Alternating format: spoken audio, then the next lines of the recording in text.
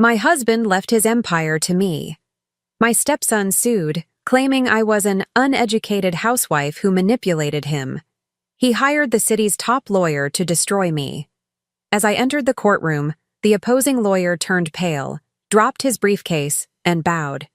"It's really you! I can't believe it!" Stepson had no idea who I truly was. "I'm glad to have you here. Follow my story until the end and comment the city you're watching from, so I can see how far my story has reached. My name is Marcia. I'm 67 years old, and today I learned what it feels like to be called just a housewife in a courtroom full of strangers." The morning started like any other since Richard's death 6 months ago.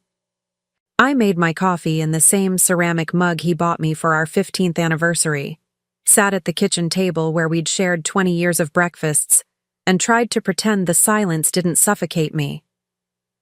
The house felt too big now, too quiet, filled with memories that both comforted and tormented me. Then the doorbell rang. The young man in the cheap suit handed me an envelope with the kind of formal politeness that immediately put me on edge. "Mrs. Stone? Legal documents? You'll need to sign here." My hands trembled as I read the papers. Trevor, my stepson, was contesting Richard's will.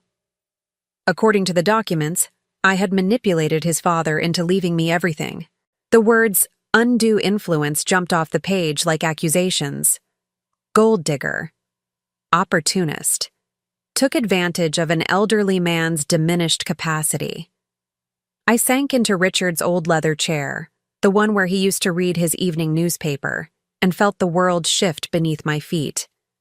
20 years of marriage, 20 years of caring for this family, and this was how it ended. The courthouse smelled of old wood polish and broken dreams.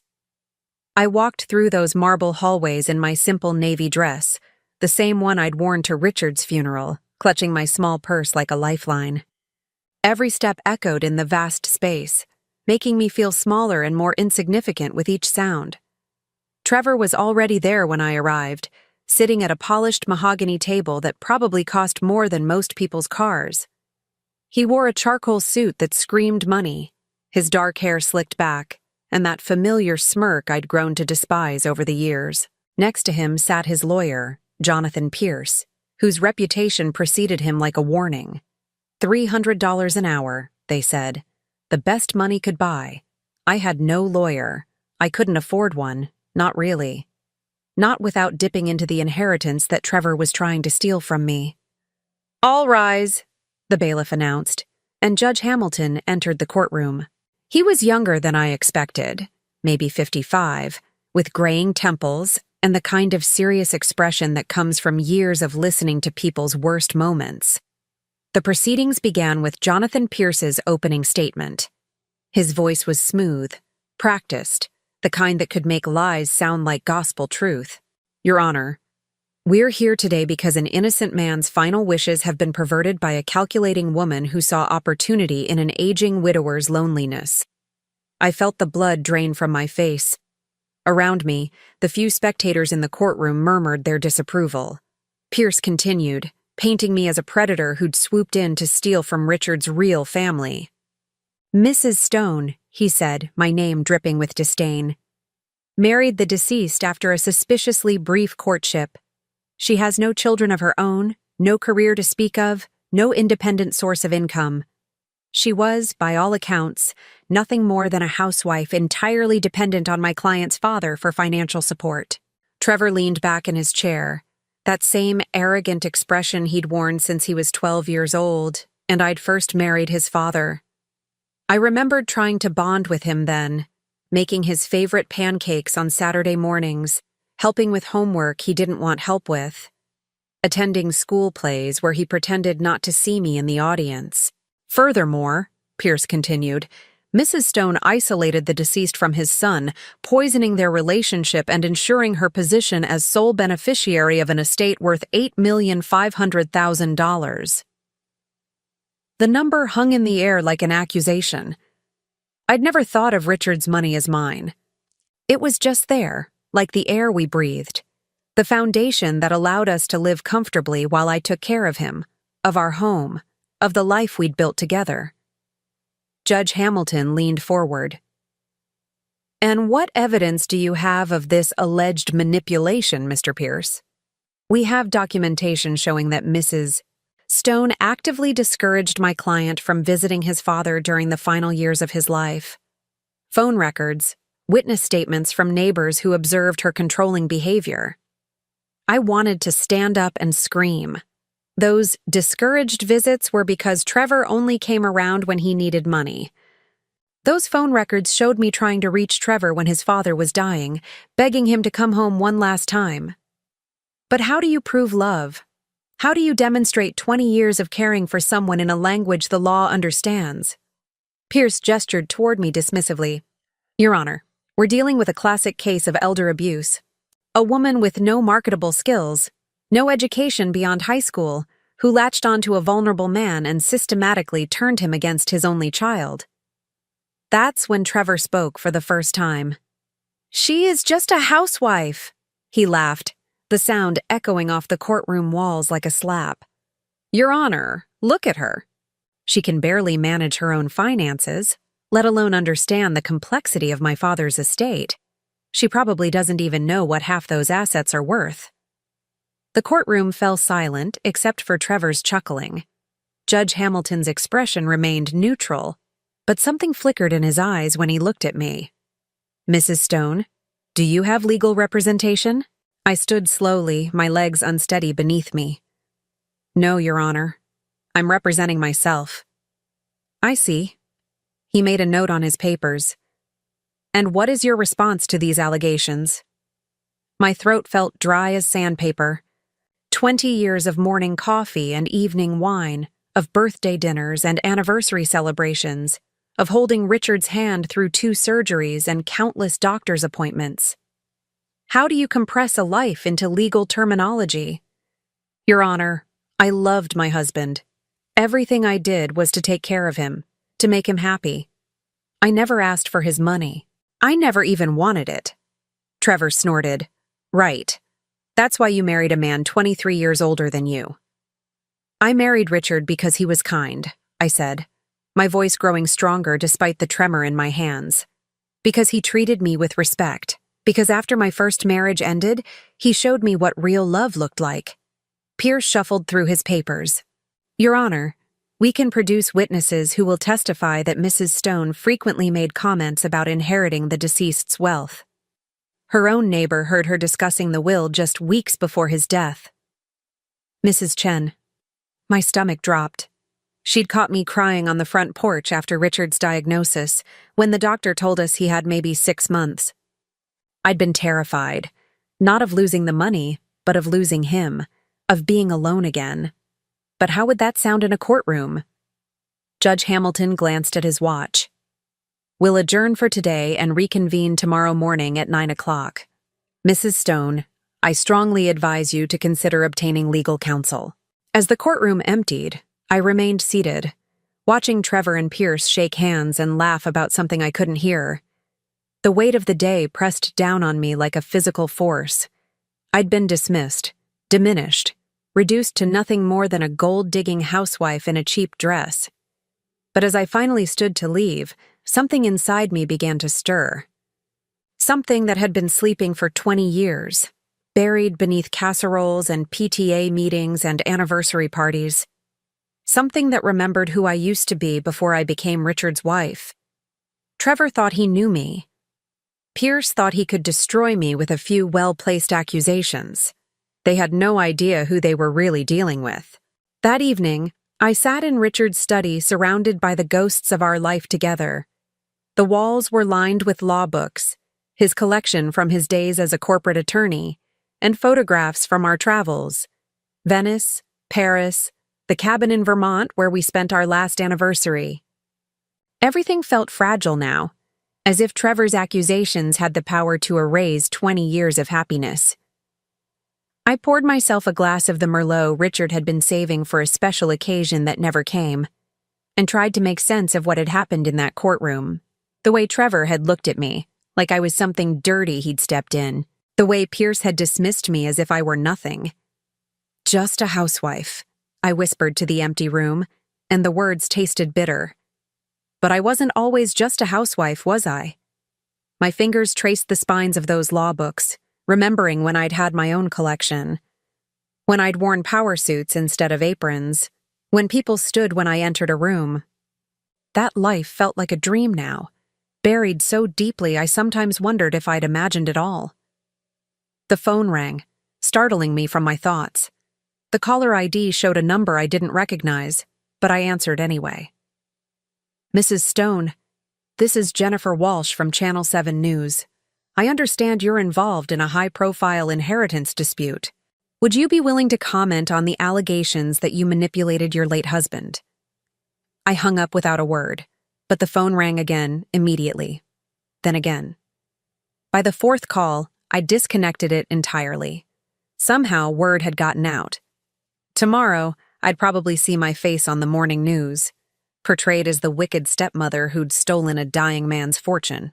I climbed the stairs to our bedroom, my bedroom now, and caught sight of myself in the mirror.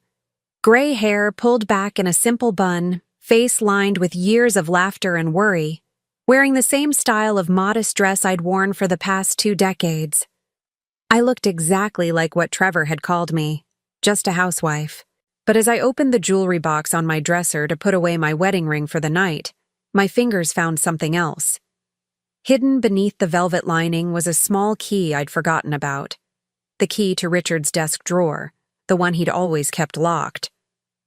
For emergencies, he'd said when he gave it to me years ago. When you need to remember who you really are. I'd never understood what he meant. Until now. Back in the study, my hands trembling with something between fear and anticipation, I slid the key into the lock. The drawer opened with a soft click, revealing a manila folder marked Marcia Personal. Inside were documents I hadn't seen in 20 years. My law degree from Harvard, summa cum laude. Newspaper clippings from my early career. A photograph of me being sworn in as the youngest Superior Court judge in the state's history. Letters of recommendation from legal giants whose names still carried weight in courtrooms across the country. And at the bottom of the pile, a handwritten note from Richard. My dearest Marcia, I know you sacrificed everything to build a life with me, but your talents were never wasted. They were just sleeping, waiting for the day you'd need them again. You are the strongest, most brilliant woman I've ever known. Don't let anyone, not even our son, convince you otherwise. All my love, Richard. The tears came then, hot and overwhelming. Richard had known. He'd always known who I really was, what I'd given up for love. And he'd protected that secret, kept it safe until I was ready to reclaim it. I'd been Judge Margaret Stone for 15 years before I became Mrs. Richard Stone. I'd presided over complex civil cases, corporate litigation, criminal trials that made headlines. I'd earned a reputation as the Iron Judge, brilliant, incorruptible, feared by lawyers who came unprepared to my courtroom. But when I met Richard at a charity gala in 2003, something shifted. He was recently widowed, struggling to raise 12-year-old Trevor alone.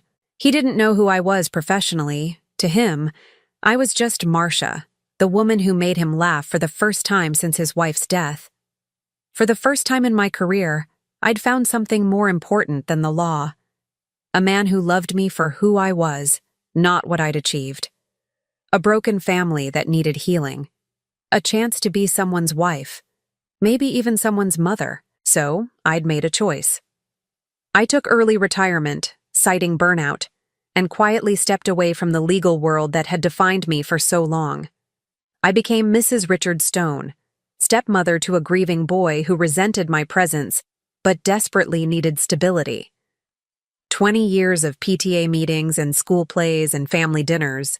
20 years of being the woman behind the successful man, supporting Richard's career while mine became a footnote in legal journals. I'd told myself it was worth it, that love was worth any sacrifice. But as I sat in that study, surrounded by the evidence of who I used to be, I realized something had been burning inside me all day. Not just anger at Trevor's accusations, but something fiercer. Something that remembered what it felt like to command a courtroom, to make lawyers twice my age scramble for precedents they couldn't find. I pulled out my laptop. Richard had insisted I learn to use it, though I'd mostly stuck to email and online shopping, and did something I hadn't done in 20 years. I researched case law, inheritance disputes, undue influence, burden of proof. My fingers moved across the keyboard with muscle memory I didn't know I still possessed, navigating legal databases like I'd never left. The law had changed in some ways over the past 2 decades, but the fundamentals remained the same. And Trevor's case? It was weaker than tissue paper. Pierce was relying on emotional manipulation and circumstantial evidence. He had no proof of coercion, no documentation of diminished capacity, no witnesses to any actual wrongdoing. What he had was a grieving son's resentment and a jury's potential sympathy for a young man who felt cheated out of his inheritance. But sympathy doesn't win cases. Evidence does. And I was beginning to remember exactly how to find it. I spent the rest of the night in that study, reading through Richard's papers with eyes that hadn't seen them in 20 years, not as a wife, but as a lawyer. The will was ironclad, witnessed and notarized properly. Richard's medical records showed no signs of dementia or cognitive decline. His financial advisor had detailed notes about their discussions regarding the inheritance, including Richard's specific concerns about Trevor's spending habits and lack of responsibility. More importantly, I found Richard's private journal from his final months. Page after page of entries expressing his love for me, his gratitude for our life together, and his growing disappointment in Trevor's behavior. The last entry, dated just a week before his death, made me catch my breath. Marcia doesn't know I've seen her old courtroom photos, hidden in that box in the closet. She thinks she gave up everything for me, but she has no idea how proud I am of what she accomplished. If anything happens to me, I know Trevor will try to hurt her. He's never forgiven her for taking his mother's place in my heart. But my Marcia is stronger than she knows. She's forgotten what she's capable of, but I haven't.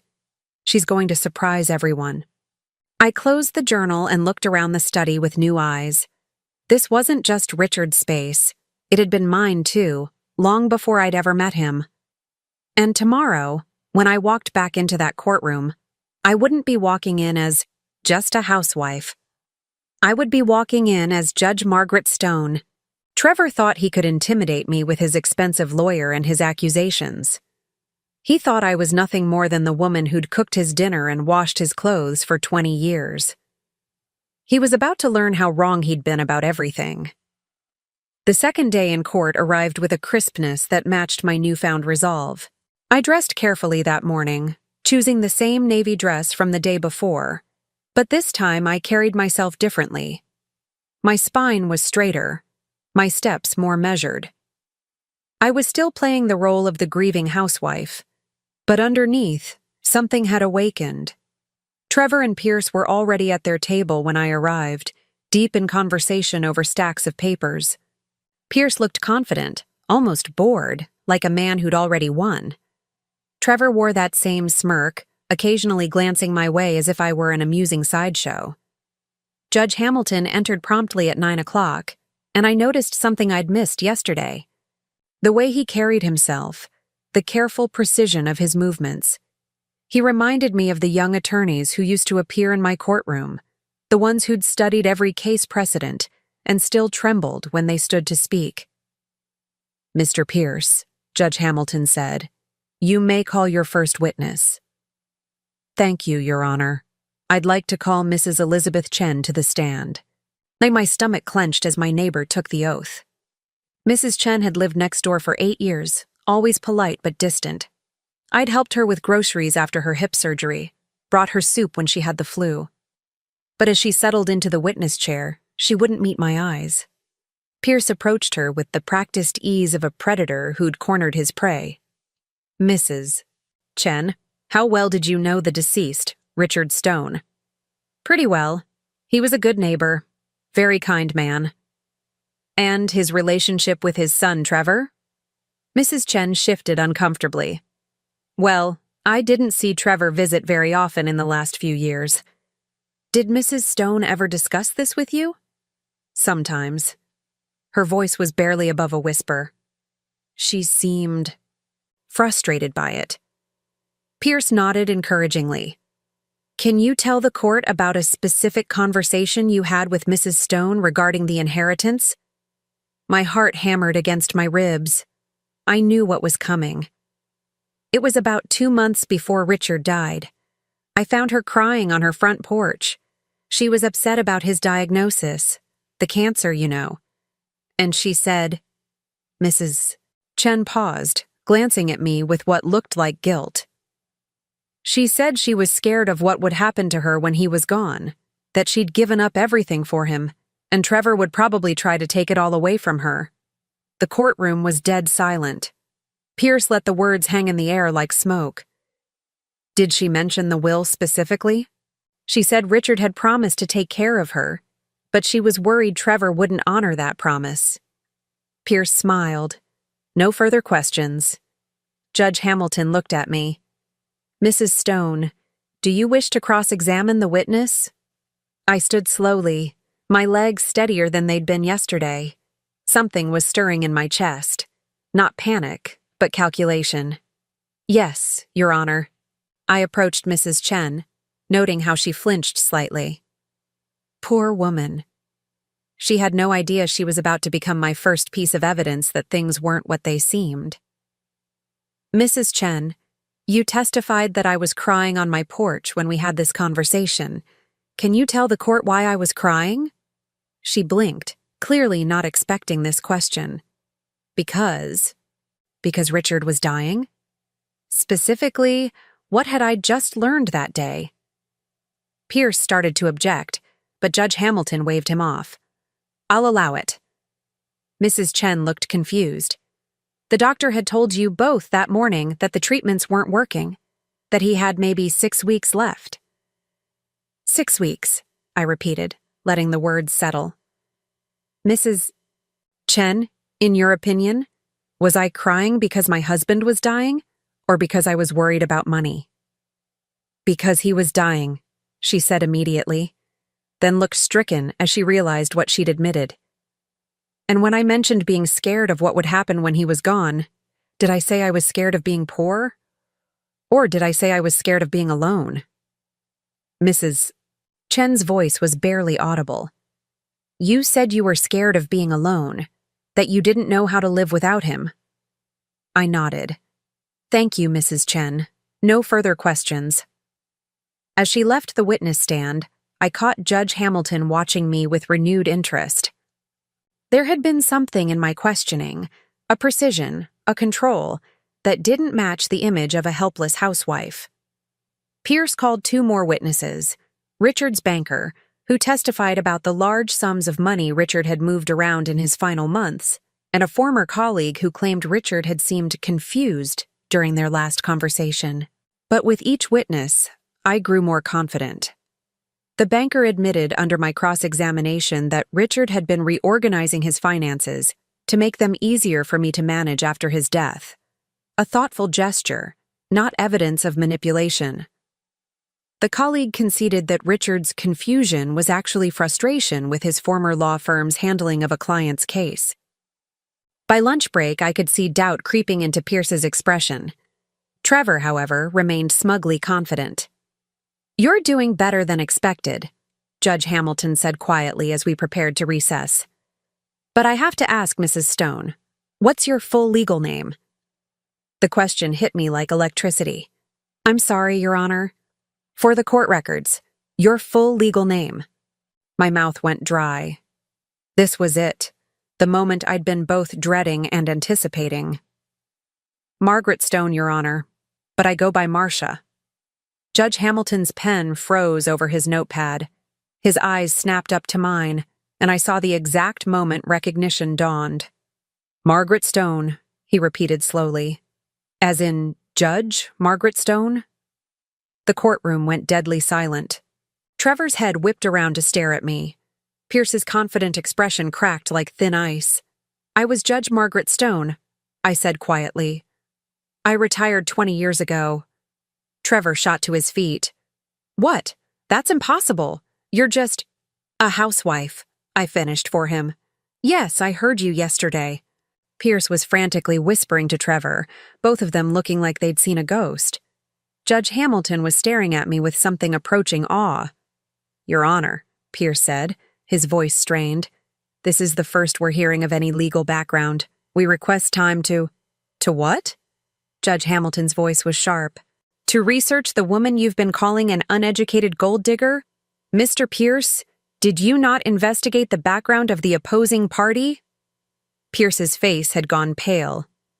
We conducted standard background checks, Your Honor. There was no indication of any legal career. Because I took my husband's name and retired from public life, I said simply.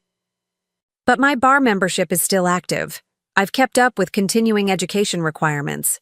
I am, in fact, qualified to represent myself in this matter. The weight of what was happening began to settle over the courtroom. Trevor looked like he was about to be sick. Pierce was shuffling through papers as if he could find some magic solution to the disaster unfolding before him.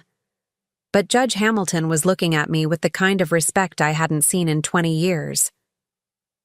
Judge Stone, he said formally. I had the honor of appearing before your court several times as a young attorney. You were formidable. A small smile tugged at my lips. I tried to be fair, Your Honor. You were both fair and brilliant. He turned to Pierce. Mr. Pierce, I suggest you use the lunch recess to reconsider your strategy. Court will reconvene at 2 o'clock. As the courtroom emptied, I remained seated, feeling the transformation that was taking place inside me. The mask I'd worn for 20 years was beginning to slip, and underneath, Judge Margaret Stone was waking up. Trevor approached my table, his face twisted with rage and confusion. This is impossible. You can't be a judge. Judges don't just become housewives. I looked up at him, really looked at him, for the first time in years. Not as his stepmother, not as the woman who'd tried so hard to earn his love, but as the judge who'd spent 15 years sizing up liars and manipulators. Some of us, I said quietly, chose love over power, Trevor. But that doesn't mean we forgot how to fight when we need to. His mouth opened and closed like a fish gasping for air. Behind him, Pierce was making frantic phone calls, probably trying to figure out how badly they'd just miscalculated. As I gathered my things to leave for lunch, I felt lighter than I had in months. The grief was still there. I would always miss Richard. But underneath it was something I'd thought was gone forever. The thrill of the hunt. The satisfaction of watching a weak case crumble under scrutiny. Judge Margaret Stone was back, and she was ready for war. The afternoon session felt different from the moment I walked back into that courtroom. Word had spread during the lunch break. I could see it in the way people looked at me, in the hushed conversations that stopped when I passed. The local legal community was small, and apparently, the return of Judge Margaret Stone was news. Trevor sat slumped in his chair like a deflated balloon. Pierce kept glancing at me with the expression of a man who'd just realized he'd brought a knife to a gunfight. But it was Judge Hamilton's demeanor that had changed most dramatically. Where yesterday he'd looked at me with polite sympathy, now there was something approaching deference in his eyes. Before we proceed, Judge Hamilton said once court was in session, I want to address what was revealed this morning. Mrs. Stone, I need to ask, are you planning to continue representing yourself or will you be seeking counsel? I stood, and for the first time in 20 years, I felt the full weight of my professional authority settle around my shoulders like a familiar coat. I will continue representing myself, Your Honor. I believe I'm adequately qualified. A ripple of quiet laughter went through the courtroom. Judge Hamilton's lips twitched. I think that's safe to say. Mr. Pierce, do you wish to continue with your case as planned? Pierce looked like he wanted to disappear into the floor, but he nodded. Yes, Your Honor. I'd like to call Trevor Stone to the stand. This would be interesting. I'd watched Trevor lie to his father, to teachers, to girlfriends, and to himself for 20 years. But he'd never been cross-examined by someone who'd spent 15 years spotting deception from the bench. Trevor took the oath with all the swagger he could muster, but I could see the nervousness in the way he kept glancing at me. Pierce led him through his testimony carefully. The distant relationship with his father, the sudden marriage to a much younger woman, the isolation he claimed to have experienced.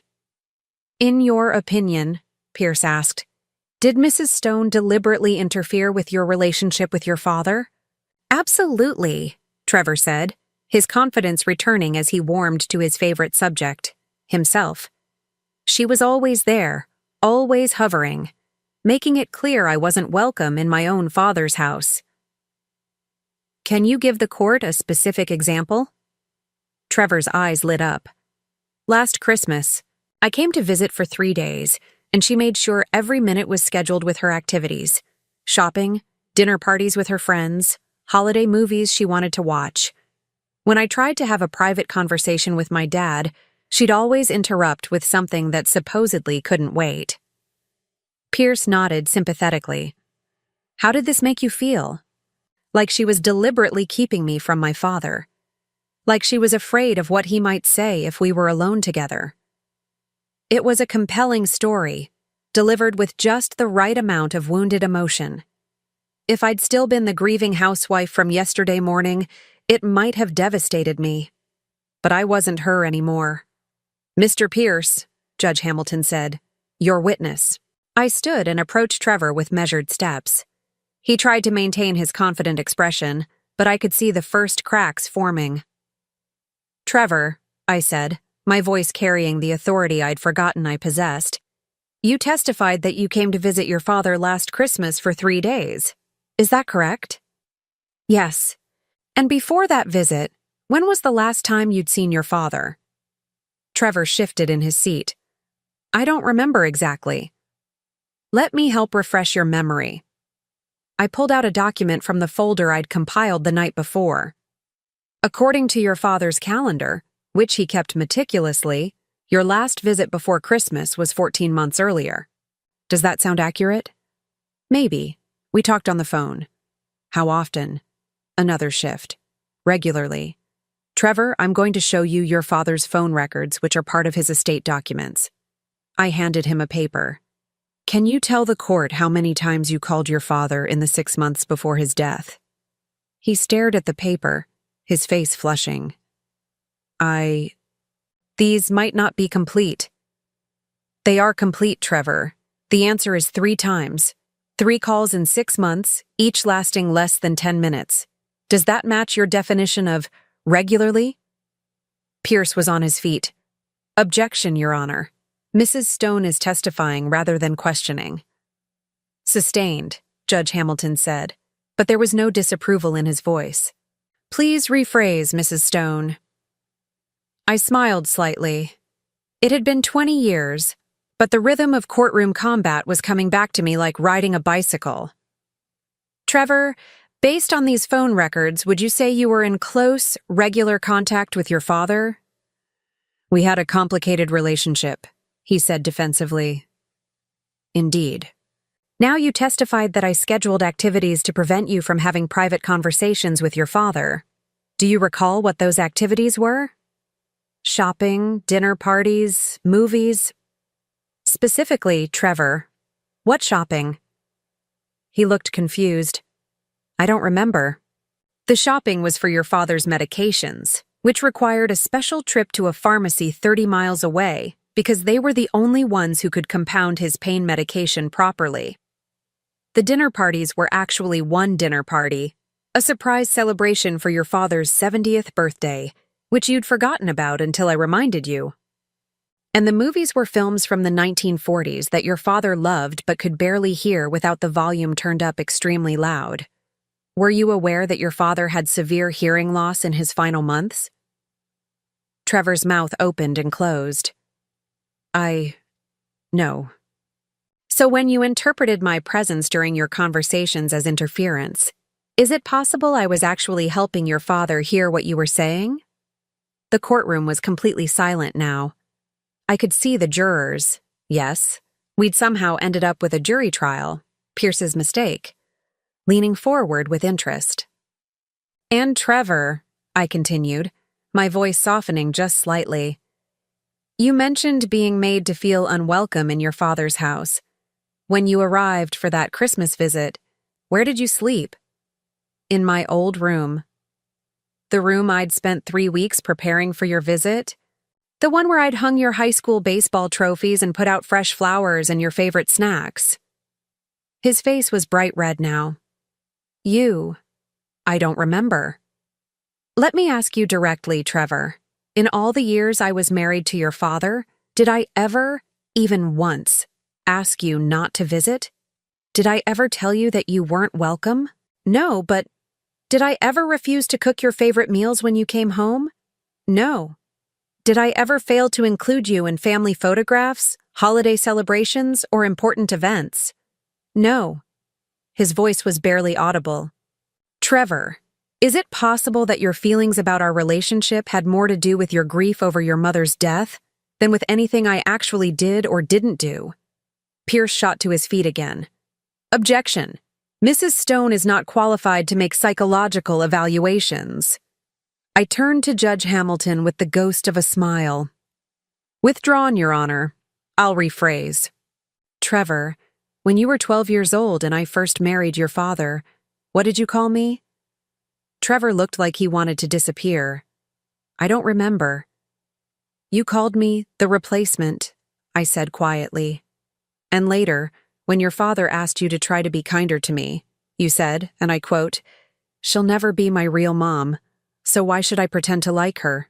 And the silence in the courtroom was deafening. I could see tears in several jurors' eyes. Trevor, I'm not trying to humiliate you, but I need this court to understand that I spent 20 years trying to earn your love, not trying to steal your father's. I never asked him to choose between us. I simply asked him to let me love you both. Trevor was crying now, ugly, gasping sobs that shook his whole body. You don't understand, he choked out. He loved you more than he ever loved me, more than he loved my mother. I could see it every time he looked at you. And there it was, the truth that had been festering for 20 years. Trevor, I said gently, love isn't a finite resource. Your father's love for me didn't diminish his love for you. It just made our family bigger. Judge Hamilton was watching this exchange with something approaching wonder. Pierce looked like he wanted to crawl under his table and disappear. But Trevor, you're not here because you miss your father or because you feel unloved. You're here because you want his money. So let me ask you one final question. In the week before your father died, when I called you 6 times begging you to come say goodbye, why didn't you come? Trevor's sobs intensified. I was busy. I had work. You were in Las Vegas, Trevor, with your girlfriend, gambling with money your father had given you the month before for your rent. Pierce was frantically shuffling papers, probably looking for some way to object, but what could he say? These were facts, documented and verifiable. While your father was dying, asking for you every day, wondering why his son wouldn't come home, you were at poker tables losing the last money he would ever give you. I let that settle for a moment, watching the jury absorb the full weight of what they were hearing. So when you stand before this court and claim that I manipulated your father, that I stole your inheritance, that I turned him against you, I want you to remember that you did all of that yourself. I just loved him enough to hold his hand while he waited for a son who never came home. Trevor collapsed completely, his whole body shaking with the force of his grief and shame. Judge Hamilton called for a brief recess, but the damage was done. As the courtroom emptied, Pierce approached my table with the look of a man facing his own execution. Judge Stone, he said quietly, I think we may need to discuss a settlement. I looked up at him with the cold precision that had once made seasoned attorneys break into nervous sweats. Mr. Pierce, 24 hours ago you called me an uneducated housewife who manipulated a dying man. You questioned my intelligence, my integrity, and my right to be loved. Now you want to settle? He swallowed hard. Perhaps we were overzealous in our initial approach. Perhaps, I agreed. But I'm not interested in settling anymore. I'm interested in justice. and I'm very, very good at getting it." As Pierce walked away, I felt the last vestiges of the grieving housewife fall away completely. Judge Margaret Stone had returned, and she was ready to finish what they'd started. The next morning brought an unseasonable chill to the courthouse steps, but I felt warmer than I had in months. Word of yesterday's revelation had spread through the legal community overnight. As I walked through the marble hallways, I caught whispered conversations that stopped when I passed, respectful nods from attorneys I didn't recognize, and something I hadn't experienced in 20 years, the electric atmosphere that surrounds a courtroom legend. Trevor looked haggard when I entered the courtroom, his expensive suit wrinkled, dark circles under his eyes suggesting he'd spent the night wrestling with demons he'd kept buried for 2 decades. Pierce sat beside him like a man attending his own funeral, frantically scribbling notes on a yellow legal pad that seemed to offer no salvation. Judge Hamilton entered with the bearing of someone who knew he was about to witness legal history. "Ladies and gentlemen," he said, "before we continue, I want to address the elephant in the room. Yesterday we learned that Mrs. Stone is actually retired Superior Court Judge Margaret Stone, known throughout the legal community for her brilliant jurisprudence and uncompromising integrity. Mr. Pierce, do you wish to make any motions before we proceed?" Pierce stood slowly, his earlier arrogance replaced by something resembling humility. "Your Honor, we move to dismiss all charges of manipulation and undue influence. We acknowledge that we may have been overzealous in our initial assessment of Mrs. Stone's character and capabilities." I felt a cold smile tugging at my lips. 24 hours ago, this would have been victory enough. But something had changed during the long night I'd spent preparing for this moment. This wasn't just about the inheritance anymore. It was about justice for every woman who'd ever been dismissed, diminished, or called just a housewife. I stood before Pierce could sit down. "Your Honor, I object to the dismissal." Judge Hamilton raised an eyebrow. "Mrs. Stone, the plaintiff is attempting to withdraw their case in your favor. You're objecting to winning?" "I'm objecting to settling for less than the full truth, Your Honor. Mr. Pierce and his client have made serious allegations about my character, my competence, and my fitness to inherit my late husband's estate. I believe this court, and the public record, deserves to hear all the evidence before we conclude these proceedings." I could see understanding dawning in Judge Hamilton's eyes. He'd been a young attorney when I was on the bench, and he remembered my reputation for thorough, uncompromising justice. "Very well," he said. "Mrs. Stone, you may present your case." I had spent the entire night preparing for this moment, and I was ready. "Your Honor, I call Richard Stone to testify." A murmur rippled through the courtroom. Pierce shot to his feet. "Objection, the witness is deceased." "Not Richard Stone himself, Mr. Pierce." Richard Stone's voice, preserved in video testimony he recorded 3 months before his death, specifically in case his will was ever contested. The silence that followed was deafening. Trevor's face went white as I approached the bailiff with a tablet containing the video file I'd found hidden in Richard's computer files the night before. "Your Honor," I said, "my husband was a meticulous man who understood human nature better than most. He knew that his son might challenge this will, and he wanted his own voice to speak from beyond the grave." The courtroom's attention focused on the large screen as Richard's face appeared, gaunt from his illness but his eyes still sharp with intelligence and determination. "My name is Richard Stone," his recorded voice began, "and I am of sound mind and body as I record this on March 15th, 2024. I am creating this testimony because I fear that after my death, my son Trevor will attempt to contest my will and vilify my beloved wife Marcia in the process." Trevor slumped in his chair as his father's voice filled the courtroom with an authority that death couldn't diminish. "Let me be clear about several things. First, I was never manipulated, coerced, or unduly influenced by Marcia.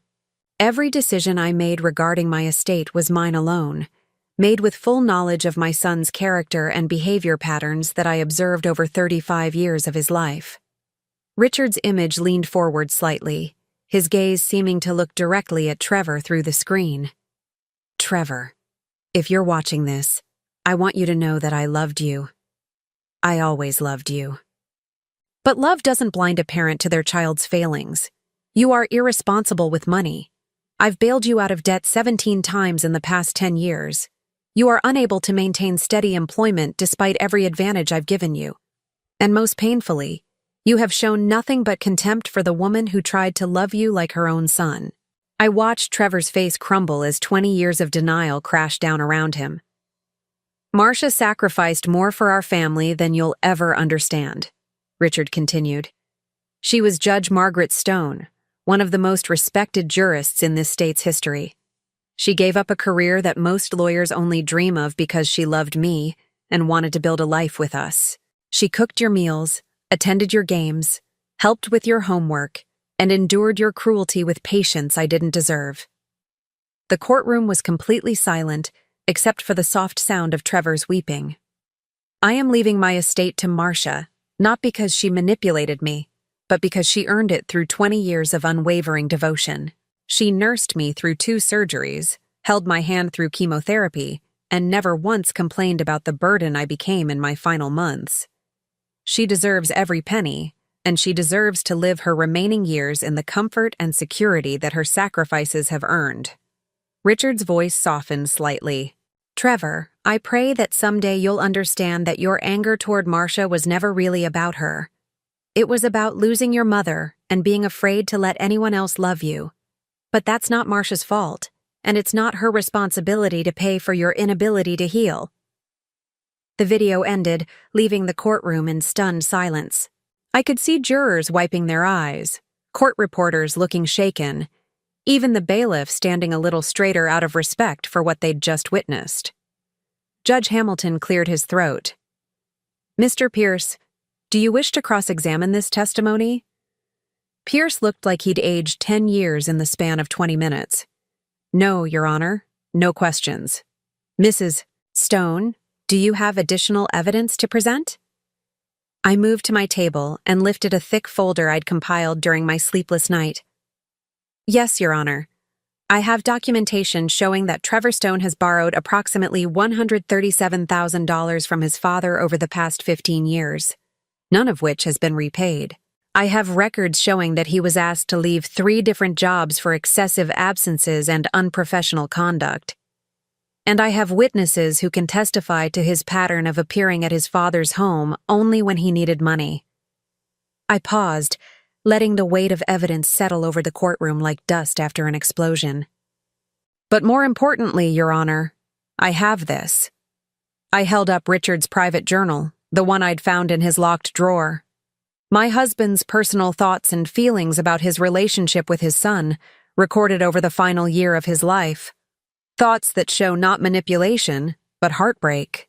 Not undue influence, but a father's desperate hope that his son would someday grow into the man he'd raised him to be. Trevor was openly sobbing now, his shoulders shaking with the force of 20 years' worth of suppressed grief and guilt. Your Honor, I said, my voice carrying the authority of both my legal training and my personal pain. This case was never about money. It was about a young man who couldn't accept that his father loved his stepmother, not instead of him, but alongside him. It was about grief turned to greed, and entitlement masquerading as injustice. I turned to face Trevor directly. I tried to love you for 20 years, Trevor. I failed, but not for lack of trying. Your father left me his estate because he knew I would honor his memory and protect what he built. You're challenging that not because you were wronged, but because you feel wronged, and there's a difference. Judge Hamilton leaned forward. Mrs. Stone, what are you asking this court to do? I took a deep breath, feeling the full weight of my professional authority settling around me like armor. I'm asking this court to uphold Richard Stone's will in its entirety. I'm asking for a judgment that removes any cloud from my inheritance. And I'm asking that Trevor Stone be ordered to repay the $137,000 he borrowed from his father's estate over the years, with appropriate interest. The gasp that went up from the courtroom was audible. Pierce shot to his feet. Your Honor, that's not part of this case. It is now, I said calmly. Trevor opened this door when he claimed I was financially exploiting his father.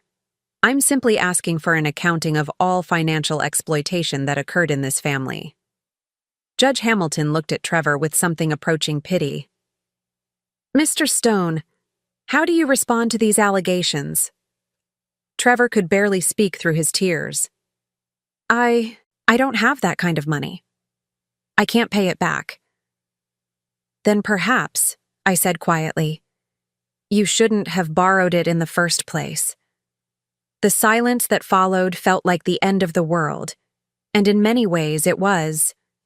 The end of Trevor's world of entitlement and denial, the end of his fantasy that he was the wronged party in this family's story. Judge Hamilton spent several minutes reviewing his notes before he spoke. When he finally looked up, his expression was grave. Ladies and gentlemen of the jury, he said, you've heard extraordinary testimony today, but based on the evidence presented, I'm prepared to issue a directed verdict in this matter. He turned to Trevor and Pierce with the kind of stern authority that had once made me proud to be part of the legal profession. The allegations of undue influence and manipulation are not only unfounded, they are insulting to the memory of Richard Stone and deeply harmful to his widow's reputation. Mrs. Stone has proven beyond any shadow of a doubt that she is not only competent to inherit her husband's estate, but deserving of it through 2 decades of devotion and sacrifice. His gaze shifted to me, and I saw respect there. The kind of respect one legal professional shows another. Furthermore, the evidence of financial irresponsibility and emotional manipulation on the part of Trevor Stone is overwhelming. I find in favor of Mrs. Stone on all counts, and I order Trevor Stone to repay the $137,000 in loans, plus interest calculated at the current federal rate. Trevor's world was ending, but mine was just beginning again. Judge Margaret Stone was back, and justice had been served. 6 months after the trial, I stood in my new law office, looking out at the city skyline through floor-to-ceiling windows. The brass nameplate on my door read, Margaret Stone, Attorney at Law. It felt right in a way nothing had felt right in 20 years. The inheritance case had made headlines throughout the legal community, not just for the dramatic courtroom revelation, but for what happened afterward. Within weeks of the verdict, I'd received dozens of calls from women in similar situations. Widows whose stepchildren were contesting wills, wives whose families dismissed them as just housewives, women who'd sacrificed careers for love and found themselves fighting for respect in their later years. I'd started taking cases again, slowly at first. Pro bono work for women who couldn't afford the kind of high-powered attorneys their opponents could hire.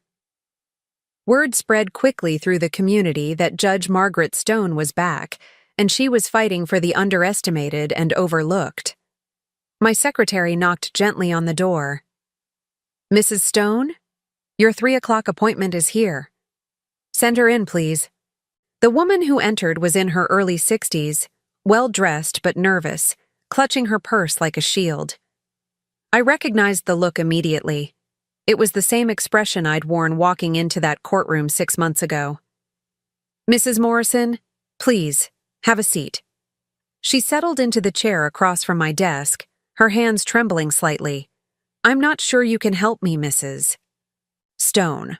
My situation is complicated. I leaned back in my chair, studying her face. Mrs. Morrison, I've learned that the most complicated situations often have the simplest solutions. Tell me what's happening. My husband died 3 months ago. We were married for 18 years. His second marriage, my first. His children from his first marriage are claiming I brainwashed him into changing his will. They're saying I'm just a gold digger who married an older man for his money. The familiar story settled over me like an old song I'd heard too many times. And what's the truth? She looked up at me with eyes full of pain. The truth is that I gave up my nursing career when his first wife died and he needed help raising his teenage daughters. I spent 15 years trying to be a mother to girls who hated me for not being their biological mother. I nursed him through diabetes, through heart surgery, through depression after his business failed. And now they want to paint me as some kind of predator. I nodded, making notes on a yellow legal pad. Do you have documentation of your contributions to the household? Financial records, medical records, anything that shows your involvement in his care? I kept everything. Receipts, medical appointments, bank statements showing my nursing salary going toward household expenses. I even have letters he wrote to me about how grateful he was for my sacrifices. I smiled, feeling the familiar thrill of a winnable case. Mrs. Morrison, I think we're going to get along very well. As she left an hour later, armed with a legal strategy and renewed confidence, I reflected on how much my life had changed. The grief over Richard's death was still there. It probably always would be, but it no longer defined me. I'd found purpose again, a reason to get up each morning that went beyond just surviving. My phone buzzed with a text message. The caller ID made my stomach tighten. Trevor. Can we talk? I've been thinking about what you said in court. I stared at the message for a long time before responding. Coffee. Tomorrow at 10. Brewster's on 5th Street. The next morning, I arrived at the coffee shop early and chose a table near the window where I could watch for Trevor's approach. When he finally appeared, I was struck by how different he looked. Gone was the arrogant swagger, the expensive suit, the smirk that had infuriated me for 20 years.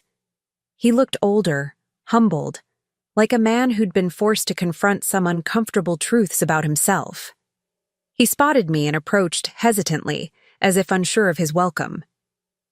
Marcia, thank you for agreeing to see me. I gestured to the chair across from me. Sit down, Trevor. He ordered coffee, and we sat in uncomfortable silence until it arrived. Finally, he cleared his throat. I owe you an apology, more than an apology. I owe you. I don't know what I owe you. I studied his face, looking for signs of manipulation or ulterior motive. What I saw instead was genuine remorse, and something I'd never seen from him before. Humility. You don't owe me anything, Trevor. Your father already paid all the debts that mattered. He winced. That video he made, watching it, hearing him talk about me like that, it was like seeing myself through someone else's eyes for the first time. And what did you see? He stared into his coffee cup. A spoiled, entitled brat who threw away 20 years of trying to earn love I never deserved in the first place. I felt something shift in my chest. Not forgiveness exactly, but something softer than the anger I'd carried for so long. Trevor, you were 12 years old when I married your father. 12-year-olds don't know how to process grief or how to make room for new people in their hearts. I never expected you to love me immediately. But I never tried, he said, his voice breaking. Not once in 20 years did I ever really try. And the worst part is, I can see now that you never stopped trying with me. We sat in silence for several minutes. Outside the window, life in the city continued its normal rhythm. People hurrying to work, couples holding hands, the endless dance of human connection and disconnection. What happens now? He asked finally. I took a sip of my coffee, considering the question. Now you figure out who you want to be going forward. The trust fund your father established will give you $24,000 a year for life. It's not enough to live extravagantly, but it's enough to supplement a reasonable income while you find your way. He nodded. I got a job. Nothing fancy. Bookkeeping for a small accounting firm. But it's honest work, and they don't know about the trust fund or the lawsuit or any of it. I'm just Trevor Stone, the guy who shows up on time and does his job. Something in his tone told me this was significant progress. How does that feel? Terrifying and liberating. I've never had to be responsible for myself before. Dad was always there to bail me out, and I knew it. Even when I was angry at him, I knew he'd never really let me fail completely. I found myself genuinely curious about this version of Trevor, the one who wasn't performing arrogance or entitlement. And now? Now I have to succeed or fail on my own merits. It's the first time in my life I've ever really tried to earn something instead of just expecting it to be given to me. We talked for another hour, carefully navigating 20 years of hurt and misunderstanding. It wasn't forgiveness. That would take time if it came at all. But it was a beginning. A recognition that we were both different people than we'd been in that courtroom 6 months ago. As we prepared to leave, Trevor hesitated. Marcia, there's something else. I've been going to therapy, trying to understand why I was so angry for so long. And I realized something. I waited. I wasn't angry at you for taking Dad's love away from me. I was angry at you for showing me what real love looked like and realizing I'd never learned how to give it. The words hit me like a physical blow. After 20 years of believing Trevor hated me, the truth was somehow more devastating. He'd been afraid of me. Trevor, I watched you take care of him when he was sick. I watched you put his needs first, always. I watched you sacrifice things you wanted for things we needed. And I knew I wasn't capable of that kind of selflessness. It made me feel small and selfish, and instead of trying to grow into someone better, I just resented you for being everything I wasn't. I felt tears pricking at my eyes. You were a child, Trevor. You weren't supposed to know how to love like that yet. But I'm not a child anymore. And if there's any chance at all, that we could figure out how to be a family, even this late, even after everything I've done, I'd like to try. I looked at this man who'd been my stepson for 20 years, but had never really been my family, and I saw something I'd never seen before. Genuine vulnerability, genuine desire to change. It would take time, I said carefully. There's a lot of hurt to work through. I have time, and if you're willing, I'd like to start with getting to know the woman who was important enough for my father to change his entire will to protect. I stood to leave, slinging my purse over my shoulder. At the door, I turned back. Trevor, your father loved you. He never stopped loving you, not even when he was disappointed in you. I hope you know that. His eyes filled with tears. I'm starting to. 6 months later, I stood in the same courtroom where everything had changed, this time representing a 72-year-old woman whose stepchildren were trying to have her declared incompetent. The opposing counsel was young, cocky, clearly believing this would be an easy victory against an elderly widow. They had no idea who they were dealing with. As I rose to deliver my opening statement, I felt the full weight of my authority, my experience, and my purpose settle around me like armor. I was Judge Margaret Stone, attorney at law, protector of the underestimated and defender of the dismissed. And I was exactly where I belonged.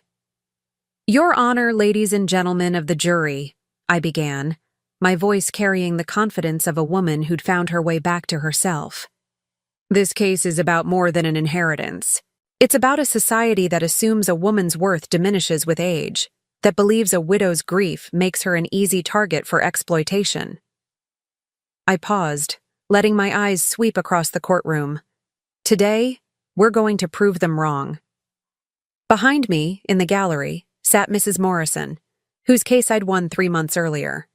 Next to her was Mrs. Chen, the neighbor who'd testified against me but had later become one of my strongest advocates.